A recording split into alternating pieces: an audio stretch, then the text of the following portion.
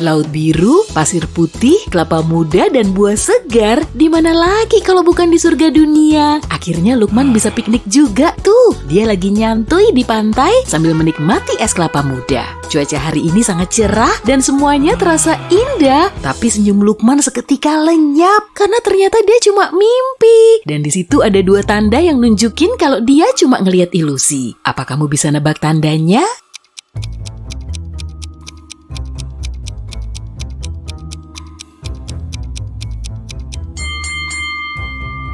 Mataharinya ada 2 tuh, dan lautnya nggak berombak. Lukman langsung ketakutan dan dia tahu kalau dia lagi tidur. Kraken raksasa tiba-tiba muncul dari dalam air. Makhluk ini mengulurkan tentakel panjangnya sambil ngeluarin bunyi mirip sirine. Duh, gawat! Gimana Lukman bisa kabur dari situ ya? Dan kemana dia harus pergi?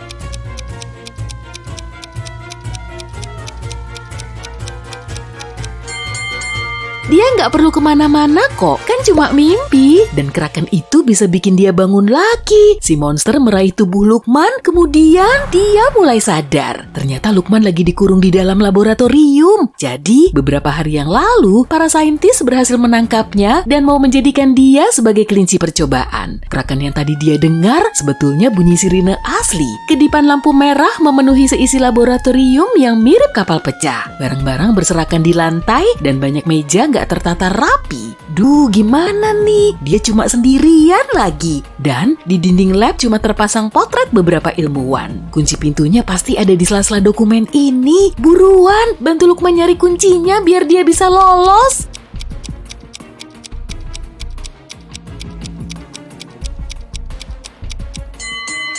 Kuncinya memang diumpetin, tapi nggak di ruangan ini. Padahal Lukman nggak perlu pakai kunci loh. Pintunya udah ngebuka tuh. Sebelum keluar dari lab, Lukman perlu ngambil sesuatu. Tapi dia harus bawa apa sih? Amati seisi ruangan ini ya. Dia cuma boleh ngambil 1 barang.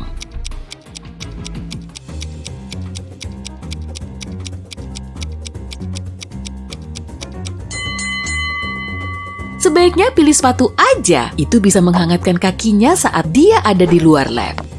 Lukman memakai sepatu boot itu kemudian keluar dari lab. Dan saat lagi menyusuri lorong panjang, dia udah dicegat beberapa penjaga. Mereka mulai mengejarnya, tapi Lukman kabur ke arah berlawanan. Di hadapannya muncul 3 jalan. Lorong pertama dipenuhi gas beracun. Di lorong kedua ada jurang gelap yang sangat dalam. Dan di lorong ketiga kondisinya sangat panas hingga dindingnya menyala merah. Lorong mana yang harus Lukman pilih?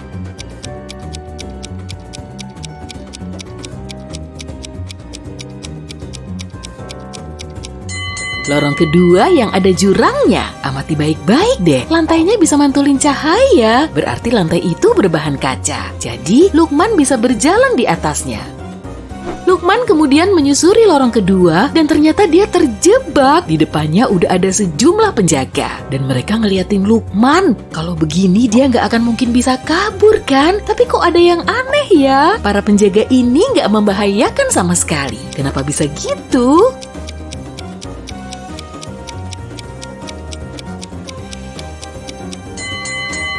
Para penjaga ini nggak bisa bergerak karena ketiganya cuma patung lilin atau mungkin mereka manusia beneran yang nggak bisa menggerakkan badannya. Lukman keluar dari ruangan itu dan melewati lorong panjang lagi. Pintu di belakangnya tiba-tiba nutup sendiri. Cowok itu dikepung oleh para dokter dan penjaga dari kedua sisi. Duh, Lukman perlu ngapain nih? Buruan, bantu cowok itu keluar dong sebelum mereka ngelihat dia.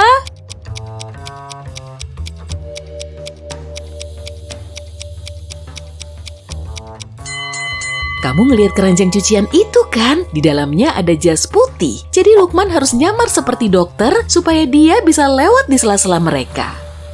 Cowok itu memasuki salah satu pintu, kemudian sampai di ruangan besar yang dipakai untuk eksperimen. Di tempat ini mereka naruh subjek penelitian mereka. Sejumlah orang mendekam di deretan sel yang terkunci. Mereka minta Lukman untuk ngebebasin mereka. Tapi dia cuma bisa nolongin 1 orang. Kira-kira tahanan mana ya yang perlu Lukman tolongin? Manusia serigala terkunci di sel ini. Lalu ada manusia listrik yang terkurung di sini. Di sel berikutnya ada cewek yang kelihatan biasa-biasa aja. Dan di sel paling kanan ada manusia bermulut hiu.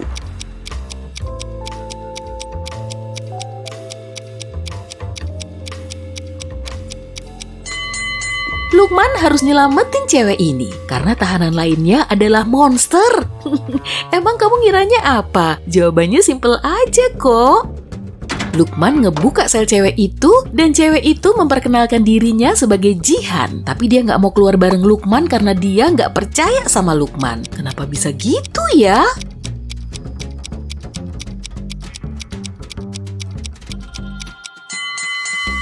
Lukman memakai jas lab. Lalu Lukman ngejelasin ke Jihan kalau jas itu cuma buat nyamar aja biar dia nggak ketahuan. Dia kan juga tahanan di situ. Akhirnya Jihan percaya dengan cerita Lukman. Lukman dan Jihan kemudian kabur dari lab, tapi para penjaga dan ilmuwan mulai tahu. Keduanya semakin terpojok, di hadapan mereka muncul 3 ruangan. Ruangan pertama dialiri listrik yang sewaktu-waktu bisa menyengat, ruangan kedua didiami 3 singa ganas, dan ruangan ketiga dipenuhi kobaran api. Gimana cara Lukman dan Jihan kabur dari situ?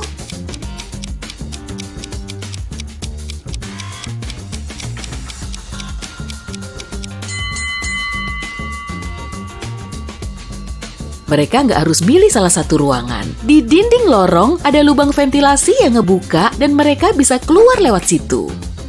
Setelah beberapa menit merunduk di dalam ventilasi, mereka sampai di depan lift. Tapi di kedua pintunya ada kepala nongol. Rupanya di situ ada manusia serigala dan zombie. Tapi Jihan dan Lukman cuma bisa nyelamatin salah satunya. Makhluk apa yang harus mereka tolong?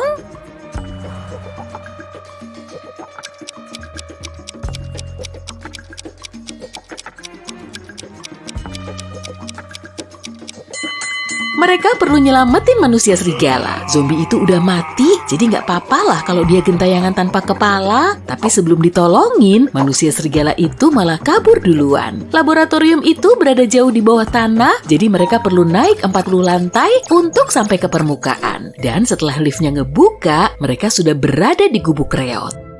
Kedua jagoan kita ini kemudian keluar dari gubuk dan ngeliat hutan bersalju. Jihan dan Lukman langsung lari secepat mungkin. Di belakang mereka terdengar gonggongan anjing dan teriakan banyak orang. Rupanya para ilmuwan tadi mulai ngejar-ngejar mereka. Aduh, ada persimpangan jalan tuh. Jalan pertama menuju ke danau, di jalan kedua ada tanda awas ada serigala. Dan jalan ketiga menuju ke tebing tinggi. Jadi mereka harus milih jalan mana dong?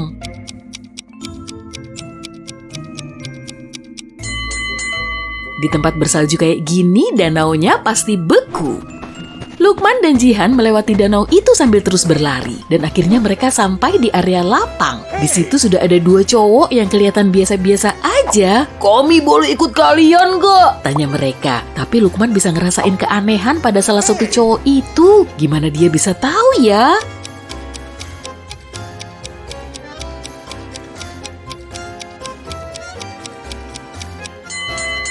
Dengan mengamati jejak kaki di permukaan salju, Lukman bisa tahu tempat asal mereka sebelum sampai di situ. Tapi di dekat cowok ini nggak ada jejak kaki sama sekali, jadi dia nggak tahu tempat asalnya. Aneh banget kan? Jihan dan Lukman akhirnya sepakat untuk pergi bareng cowok pertama yang bernama Mario. Dan dia bilang dia juga kabur dari lab. Mario tahu di dekat situ ada jalan keluar. Jadi mereka langsung meluncur ke tempat tersebut.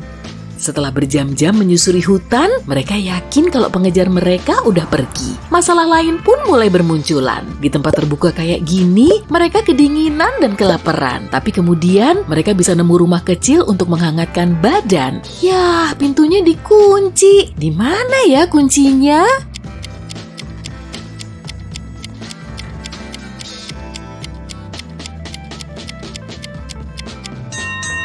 Mereka perlu ngecek boneka pengusir burung ini. Di tangannya ada kunci yang mereka cari.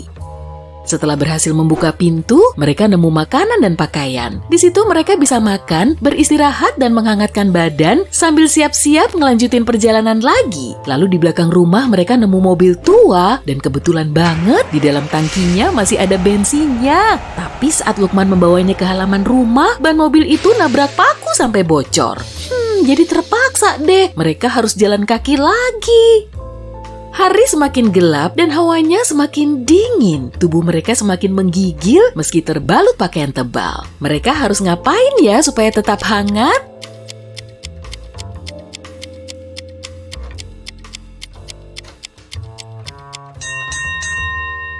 Ketiga jagoan kita ini perlu nambahin daun kering, lumut, dan rerumputan ke baju mereka. Biarpun kotor, lapisan tambahan ini bisa bikin mereka tetap hangat.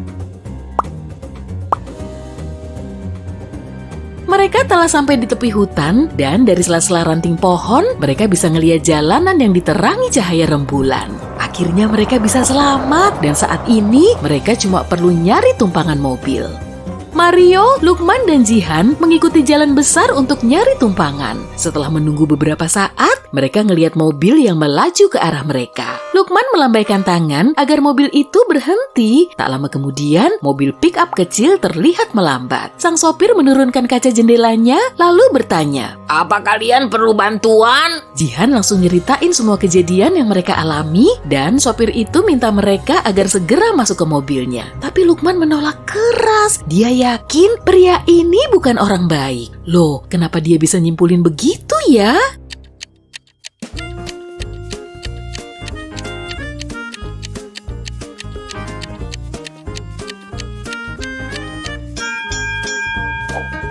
Saat Lukman terbangun di ruangan lab, dia ngelihat potret sejumlah saintis yang nempel di dinding. Dan salah satunya adalah si sopir ini. Ketiganya langsung kabur ke tengah hutan, tapi di situ mereka malah dihadang banyak serigala. Kawanan hewan liar itu mengepung mereka dari semua arah. Salah satu serigala bersiap menyerang, tapi tiba-tiba ada lolongan keras dan serigala itu langsung lari tunggang langgang. Monster raksasa berbulu tebal kemudian keluar dari semak-semak. Mario menjerit histeris dan mau kabur, tapi Jihan dan Lukman cuma diam dan tetap tenang. Kenapa bisa begitu?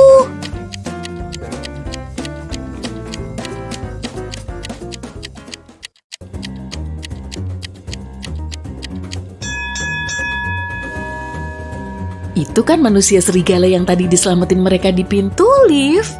Mereka kemudian mengikuti monster itu ke tempat aman. Desa kecil ini terletak di tengah hutan dan semua penghuninya nggak mirip manusia. Di situ ada manusia serigala, manusia burung, duyung, dan pohon humanoid. Sebetulnya sih mereka pernah jadi manusia, tapi para saintis udah ngutak-ngatik struktur DNA mereka. Semua makhluk ini punya misi besar buat ngancurin laboratorium itu sebagai upaya balas dendam. Nah, selagi Lukman, Jihan, dan Mario beristirahat, kamu bisa ngecek skormu. Kira-kira kamu bisa banyak ngebantu mereka di petualangan ini nggak ya?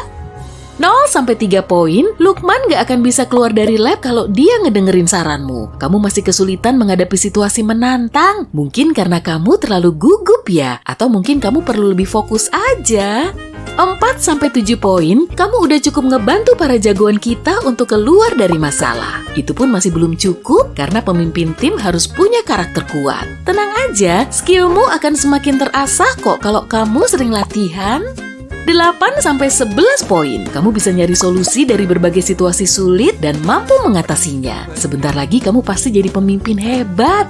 12-15 poin, kamu memang jagoan sejati. Di titik ini, kamu bisa mengatasi segala kesulitan dan mampu memimpin banyak orang. Tetap fokus ya, biar Lukman dan teman-temannya bisa melewati petualangan selanjutnya.